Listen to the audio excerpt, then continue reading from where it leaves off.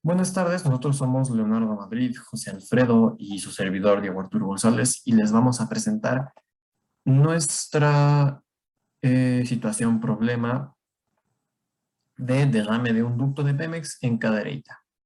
Un poco de contexto. Una toma clandestina ocasionó un derrame en uno de los ductos de combustible de Pemex en el estado de Nuevo León, en Cadereyta específicamente.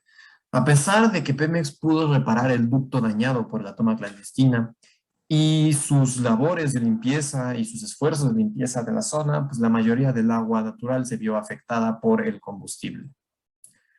Bueno, la gasolina en su mayoría está compuesta por isooctanos. Esto es un isooctano, este compuesto que se ve aquí. Este compuesto es de tipo orgánico, por lo tanto tiene enlaces covalentes. Al tener enlaces covalentes y ser puros átomos no metálicos, su polaridad es no polar. No tiene polos, no tiene un lado positivo y un lado negativo. Su solubilidad pues es baja con partículas polares como el agua y su valor calórico es bastante alto, lo cual la hace un combustible ideal. Su tipo de geometría es lineal, ya que, bueno, aquí no se puede ver por el estilo de la fórmula, pero es una línea recta. Y su toxicidad realmente no viene tanto de los isooctanos, sino de imperfecciones dentro de la misma gasolina, como el benceno, el tolueno, el sileno, el etilbenceno y el plomo. Bueno, entre otros. Y la gasolina es fatal si se llegaran a ingerir entre 12 onzas de pues, líquido de gasolina o a inhalar entre 10.000 y 20.000 partículas por millón en el aire. Bueno, aquí como un poco más de datos químicos acerca de los elementos, pues el carbón y el oxígeno tienen gran cantidad de electronegatividad y de energía de ionización al estar dentro de la segunda línea de la tabla periódica, la primera del bloque P. Es por esto que pueden llegar a ser tan volátiles y forman tan buenos combustibles, así como porque el radio atómico, pues como pueden ver, es de los menores dentro de la tabla periódica. Aquí también se puede ver la configuración electrónica y con la misma configuración electrónica podemos ver que el carbón tiene 4 electrones de valencia, así como el oxígeno tiene 8, que diga 6, una disculpa. La gasolina y el agua comparten muy pocas propiedades. De hecho, la gasolina no es visible en agua, como ya mencioné, y el agua no es solvente de la gasolina, ya que el agua es una molécula de tipo polar y la gasolina es de tipo no polar. En este caso, ambos estados de agregación son líquidos, y ambos es el uno con el otro, y ser líquidos ambos, esto significa que lo más probable es que encontremos gotas o burbujas, se podría decir, de gasolina dentro de las masas de agua, lo cual podría llegar a ayudar, o de hecho ayuda más bien a la extracción de este líquido a través de procesos ya descubiertos en los que, utilizando tipos distintos de materiales y de filtros, las gotas de gasolina dentro del agua se van combinando y se van haciendo más grandes para que sea más fácil extraerlas. Bueno, el índice de viscosidad de la gasolina a 20 grados centígrados es de 0.00029 o de 2.9 por 10 a la menos 4, y la viscosidad o el índice de viscosidad del agua es de 0.32 por 10 a la menos 3 o 0.00032 a 90 grados centígrados, o Celsius más bien. El punto de ebullición de la gasolina es de 30 grados y la volatilidad es alrededor de los 200 grados centígrados. Y el punto de ebullición del agua, como muchos sabrán, es a 100 grados a una atmósfera ambos. El agua, al ser una molécula de tipo polar, tiene geometría angular y esta es la razón por la cual no es miscible con la gasolina y viceversa.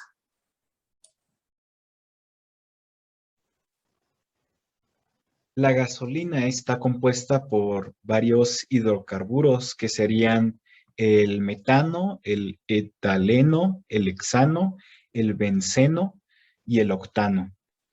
Todos estos tienen tipos de enlaces covalentes no polares, mientras que el agua tiene como enlaces covalentes polares y no es tóxica si es que no se mezcla. El agua no causa daño ambiental si no está contaminada y tiene un pH entre 6.5 y 9.5 y contiene cierta cantidad de minerales. El metanol es un gas que genera el 15% de la contaminación global. El etileno es un gas extremadamente flamable y ataca las vías respiratorias y al sistema nervioso central. Este puede provocar quemaduras en la piel o incluso dermatitis.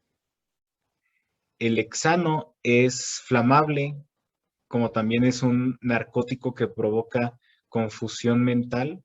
Al exponerse de manera prolongada, puede causar daño en los nervios.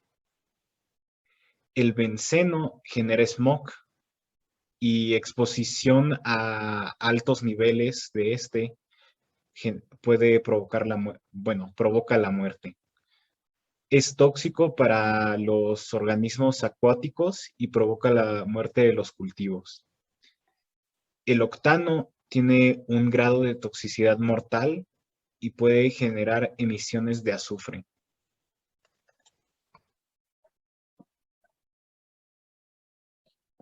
Ahora veremos los tipos de hidrocarburos. Los hidrocarburos se dividen en dos tipos, los aromáticos y los alifáticos. Los aromáticos se caracterizan porque tienen cadenas de átomos de carbono cíclicas, es decir, que forman círculos estas cadenas. Tienen enlaces dobles alternados con enlaces simples y el benceno es un ejemplo de los hidrocarburos aromáticos.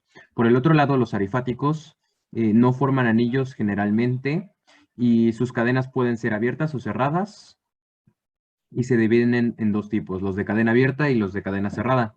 Por ejemplo, podemos ver acá los de cadena cerrada, o sea, de la misma manera que los aromáticos forman cadenas de átomos de carbono cíclicas, sin embargo, no pueden tener enlaces dobles alternados con enlaces simples, como sucede en los aromáticos.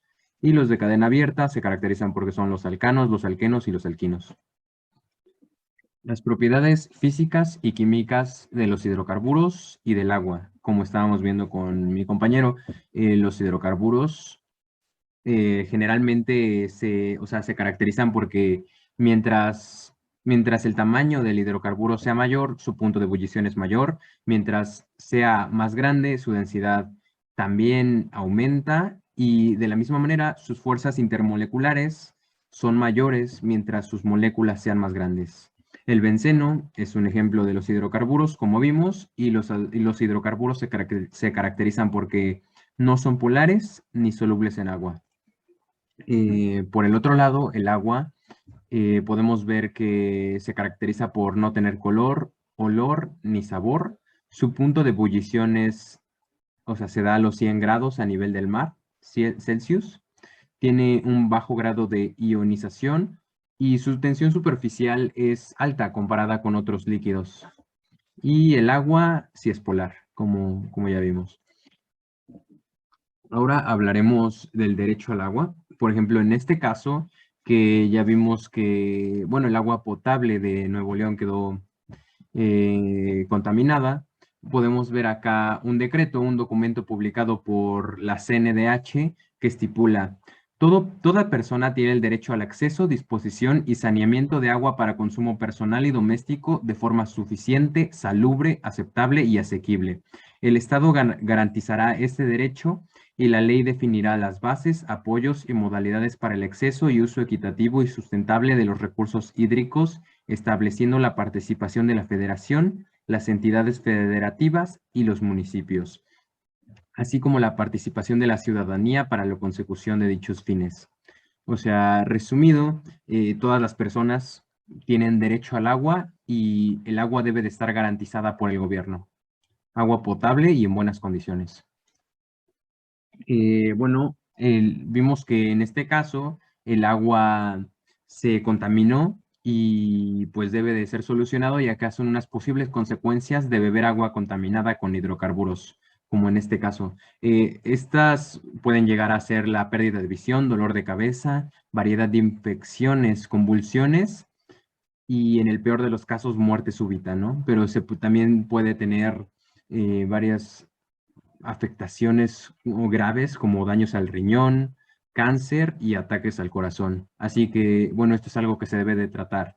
Y por último, estas son nuestras referencias. Gracias.